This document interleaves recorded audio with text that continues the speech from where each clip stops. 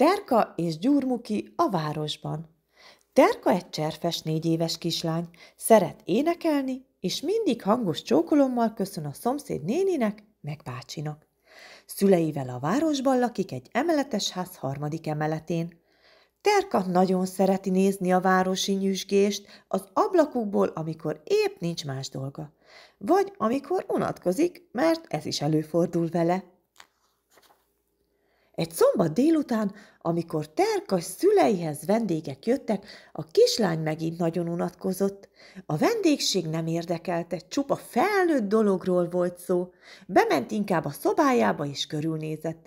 Mivel üthetné el az időt? Elsőként a babaházhoz ment, azzal kezdett játszani. Teha délutánt rendezett a babáknak, de ez legalább annyira unalmas volt, mint a vendégség. Inkább fogta az orvosos táskáját, és sorra vizsgálta a plüssállatokat. Mindenkit egészségesnek talált, így ezzel is felhagyott. Hirtelen felcsillant a szeme a gyurmás doboz.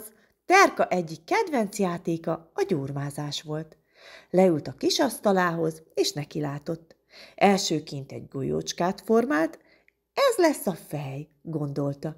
Utána testet, 2 kart és lábat csinált. Össze is állt a kis figura. Kell még neki valami ha is. Így.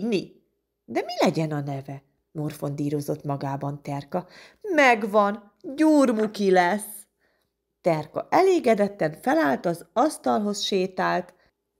Hirtelen vékony kis hangot hallott maga mögül.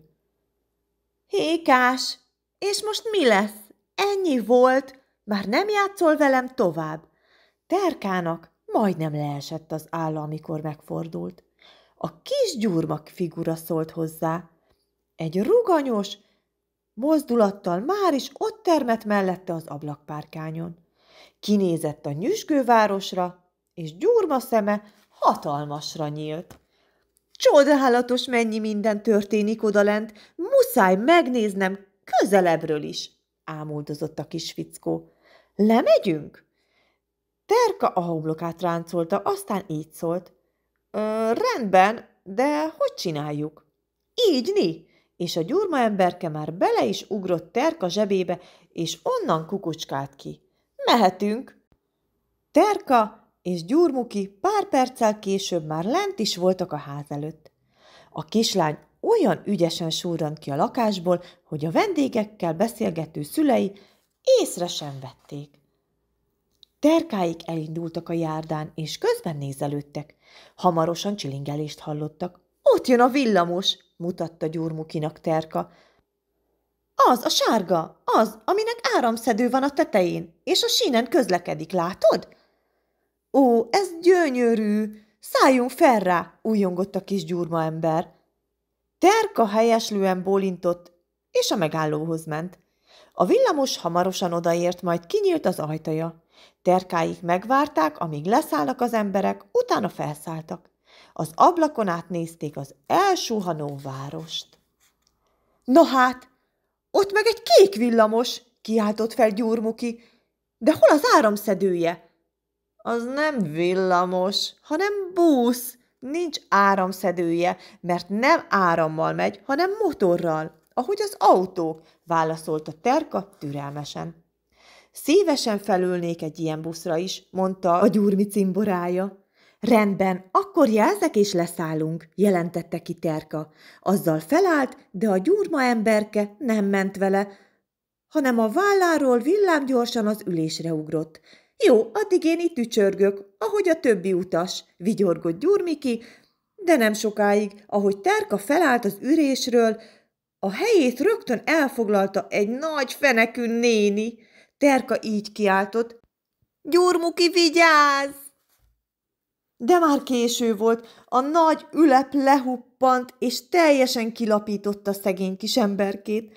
Terka azonnal cselekedett, odarohant a nénihez, és a szoknyáját rángatva felállította. Jaj, tessék gyorsan felállni, rátetszett ülni a barátomra, hadarta. A néni nagyon furcsán nézett a kislányra, de azért felállt. Terka gyorsan összekaparta a szétnyomódott Gyurmukit, és már le is pattant vele a villamosról. Még a megállóban pár ügyes mozdulattal újra megformázta a kis figurát, akit aztán nagyon leszídott. Látod, mit csináltál? Komolyabb bajod is eshetett volna. Maradj mindig a közelemben. Jó? Gyurmuki szemlesütve bólogatott, és attól fogva Terka zsebéből kukucskált ki, ahogy a busz megálló felé sétáltak. A kék busz hamarosan megérkezett. Szerencséjük volt, itt is találtak szabad ülőhelyet. Gyurmuki Terka vállára mászott, és onnan nézett ki az ablakon. Tudod, Terka, nagyon irigyellek, hogy te bármikor eljöhetsz buszozni meg villamosozni. A gyurmás dobozban fele ennyire sem izgalmas az élet, jegyezte meg szomorúan Gyurmuki. Mikor már eleget buszoztak, Terka az ajtóhoz ment, hogy leszálláshoz készülődjenek. Gyurmuki azonban megint nem bírt magával, felpattant a plafonon lévő kapaszkodó rúdra, és onnan gyorsan átlendült a másik oldalra. Igen ám, de azzal nem számolt, hogy a gyurma keze odaragad mindkét oldalhoz, így Gyurmuki most ott díszelget kifeszítve a busz közepén, mint egy szép piros zászló. De ekkor jött a nagyobb baj. A busz előtt hirtelen váltott a lámpa, és a vezető egy hatalmasat fékezett. Terka torka szakadtából kiáltott: "Vigyázz, Gyurmuki!" De már nem tudta megakadályozni a bajt. Barátja teste a fékezés miatt előbb előre rendült, majd teljesen hátra, mint egy paritja. Végül ott lógott, lefelé, méteresre nyúlt karral. Terka villámgyorsan leszedte Gyurmukit a kapaszkodóról, majd újra formázta kisbarátja mindkét karját, és gyorsan leszállt vele a következő megállóban. Itt az ideje, hogy hazamenjünk, mielőtt újabb bajba kerülsz. Hazafelé Gyurmuki újabb érdekességet pillantott meg. Ó, ott meg egy piros villamos megy, kiáltott fel. De jó, hogy ennyi szín van belőle. Az sem villamos, hanem egy troli, világosította fel Terka. De hát azt mondtad, ha áramszedője van, bizonytalanodott el Gyurmuki. Igen, ez igaz, a villamosnak is az van, de a troli nem sínen közlekedik.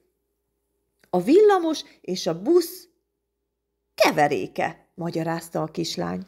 Amíg hazaértek, mesélt még kisbarátjának a többi járműről is.